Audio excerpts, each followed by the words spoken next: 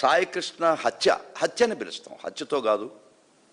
క్రాంతి కుమార్ హింసని చంపిన రోజు కాదు, రోజే పతనం అయిపోయింది రాష్ట్రం. ఆ రోజే పతనం అయిపోయింది రాష్ట్రం. మీ నాయకుల యొక్క భాష, మీ ఇచ్చినటువంటి స్ఫూర్తి, మీ కార్యకర్తలకి, పోలీస్ వ్యవస్థకి మీరు ఇచ్చినటువంటి స్ఫూర్తి, మీరు మాట్లాడిన మాటలు, కొడతాం, నరకుతాం, చంపుతాం, మూలగొర్చని పెడతాం. అది ఆవు చేలో మేస్తుంటే దూడ గట్టును మేస్తుందా? మీరే స్ఫూర్తి, మీరిచ్చిన బలం, మీరిచ్చిన సహకారం, కోఆపరేషన్, కన్నైవెన్స్ అండ్ కాన్స్పిరసీ 3 జరిగినాయి ఈ రాష్ట్రంలో. మీరిచ్చినటువంటి ఇచ్చిన భరోసా, సెహబాష్. ఒక చిన్న ధర్నా చేసేదానికి ఈ రాష్ట్రంలో హక్కు ఉందా అని అడుగుతున్నాను మిమ్మల్ని. ఒక మెడికల్ కాలేజీ ప్రైవేటైజేషన్కి కలెక్టర్ ఆఫీస్కి పోయి మెమరాండం ఇవ్వాలనుకున్నటువంటి అంబటి రాంబాబు గారు, అందరికి కూడా అంబటి రాంబాబు గారి మీద కేసు. కలెక్టర్ ఆఫీస్కి పోయి మెమరాండం ఇచ్చేదానికి కూడా ఈ రాష్ట్రంలో హక్కు లేదా?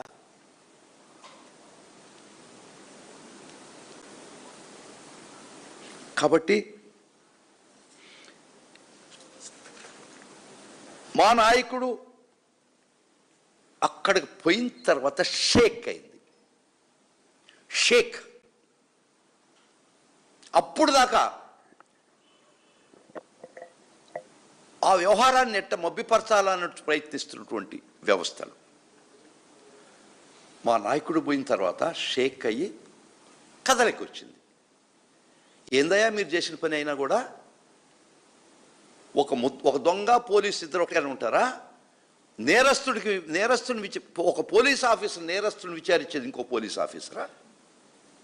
ఏం న్యాయం జరగద్ది కంటి తులుపు తప్పక. వాళ్ళు రిజిస్టర్ చేసిన కేసుతో పోలీస్ చేత ఇన్వెస్టిగేట్ ఇదే పోలీస్ చేత ఇన్వెస్టిగేట్ చేస్తే రాష్ట్ర పోలీస్ చేత న్యాయం జరగద్దు అనుకుంటున్నారా మీరు? నో.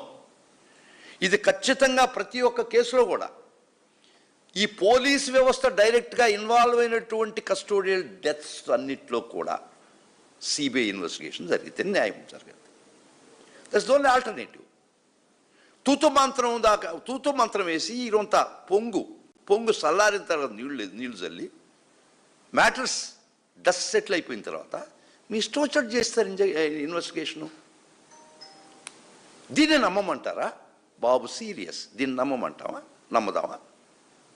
నిజంగా మీరు సీరియస్ అయితే, నిజంగా మీరు అనుకుంటే, నిజంగా మీరు బాధపడి ఉంటే, you got the right ask for CBI investigation. మీరు సిబిఐ ఇన్వెస్టిగేషన్ కోరకపోతే మీరు దీన్ని కడతేర్చాలని ఉండాలి, ఈ కేసు నీరుగార్చాలని ఉండాలి, అంతే కదా. ఈ పోలీస్ చేసినట్టు దురాఘాతం ఇంకో పక్క పోలీస్ స్టేషన్ వచ్చి అది విచారిస్తే న్యాయం ఏంటి జరగద్దమ్మా? ఏం చెప్పదలుచుకున్నారు ఈ ప్రభుత్వ ప్రజలకి? మీరు అంత అమాయకులు కాదు కదా. If you really feel for to కల్ అవుట్ ది ట్రూత్, సిబిఐ ఇన్వెస్టిగేషన్కి ఇవ్వండి.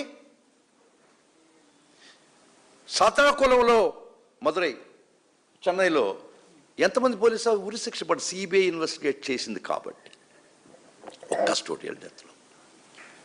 మరి ఘోరంగా ఒక మాట వినబడుతున్న చెవుల్లో గింగిరమంటుండే వాళ్ళ తల్లి 50-60 రోజులకి తర్వాత రోజు డీజీపీ గారికి ప్రతి పోలీస్ ఆఫీసర్కి వినతి పత్రం ఇచ్చి నా కొడుకేడయ్యా చూపించని ప్రార్థయపడుతుంటే మీరు ఒక్కరైనా చెల్లించారా? మీరు ఒక్కరైనా ఏందిదని ఆలోచించారా? మీకు తెలుసు, మీకు తెలవ కాదు. ఇది ఇంత పెద్ద ఘోరం ఒక స్టేషన్లో పట్టణం నడి బొడ్డును జరిగితే the hierarchy the police department మాకు తెలవదనేది హాస్యాస్పదం కదా. పోనీ ఆఖరికి ఆ తల్లి ఒక్కటి అడిగింది, మా బిడ్డనన్నా ఇవ్వండి, లేదు ఆ బూడిదన్నా ఇవ్వండి, కర్మ కచులు చేసుకుంటా. ఆ ఒక్క మాటల్లో ఎవరికైనా కొంచెం మానవత్వం మిగిలుంటే కడుపు తరుక్కుపోదా అమ్మ? ఇప్పుడు దాకా దాన్ని కార్పెట్ కింద నెట్టేయాలన్నటువంటి ప్రభుత్వ ప్రయత్నాన్ని మా నాయకుడికి అక్కడికి పోయిన తర్వాత కాన్ బట్ సిచ్యువేషన్, ఏ గత్యంతరం లేనటువంటి పరిస్థితుల్లో తూతు మంత్రంగా కేసు రిజిస్టర్ చేశారు మీరు. నో, ఈ కేసుతో న్యాయం జరగదు, నిజం బయటికి రాదు. బయటికి రావాలంటే ఖచ్చితంగా సిబిఐ చేత ఇన్వెస్టిగేట్ చేయాల్సిందే. వైఎస్ఆర్ కాంగ్రెస్ పార్టీ గట్టిగా కోర్టును సిబిఐ ఇన్వెస్టిగేట్ చేయాల్సిందని, ఒకవేళ చేయకపోతే వైఎస్ఆర్ కాంగ్రెస్ పార్టీ ముందర నిలబడుతుంది.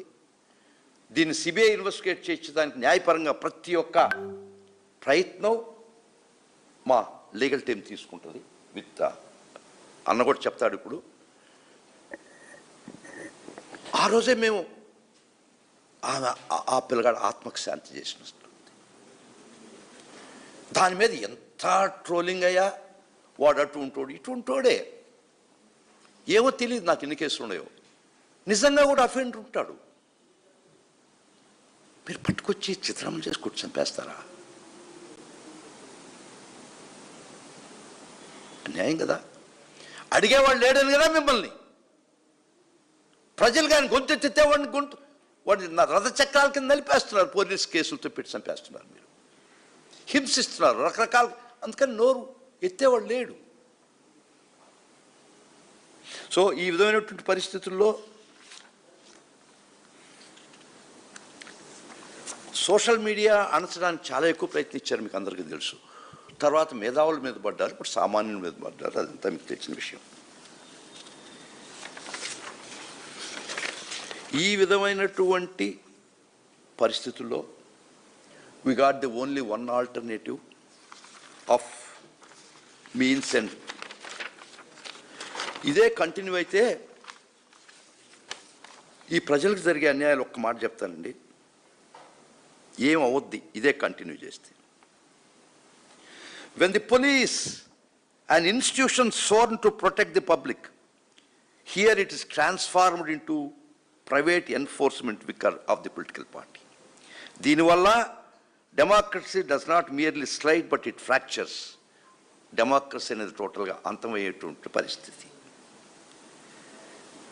కానీ ఈ రెడ్ బుక్ రాజ్యాంగం థాట్ వచ్చిన రోజు నుంచి systematic dismantling of the democracy జరుగుతూ వచ్చింది, రాష్ట్రంలో వస్తూ ఉంది. Systematic dismantling of the democracy, right from the thought that crept into mind with Red Book Rajyangam. సిస్టమాటిక్గా డిస్ట్రాయ్ చేస్తూ వస్తున్నారు ఈ వ్యవస్థని, ప్రజాస్వామ్యాన్ని.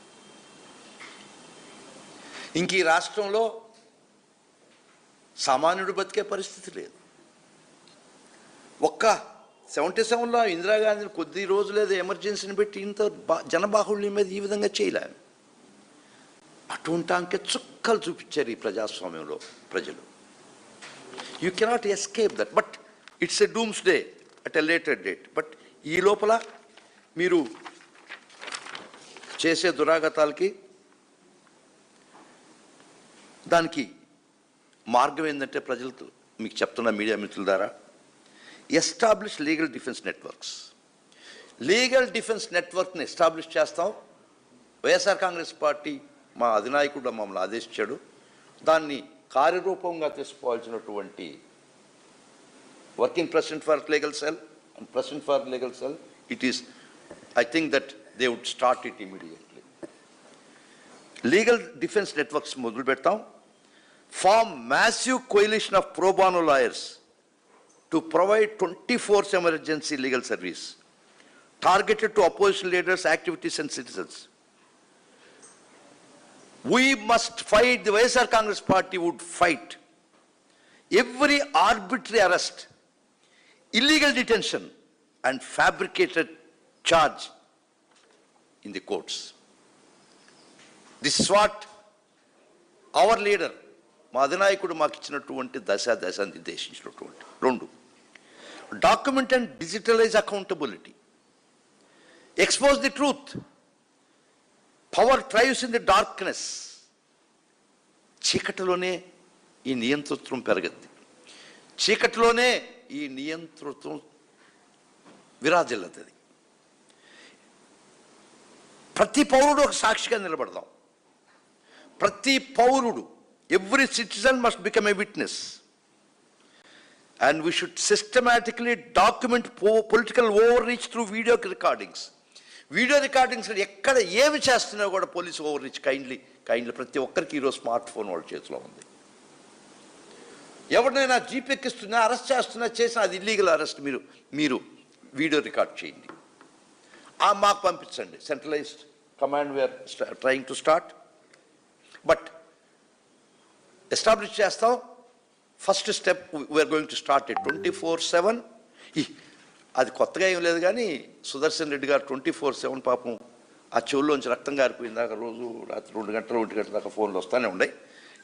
In addition to that next mobilize civic education alliances.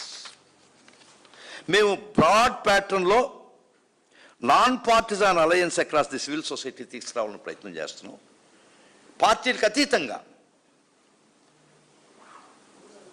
పౌరుల పార్టిసిపేషన్తో ఇండిపెండెంట్ ట్రేడ్ యూనియన్స్ ఖచ్చితంగా మేము మాట్లాడతాం. స్టూడెంట్ గ్రూప్స్తో మాట్లాడతాం,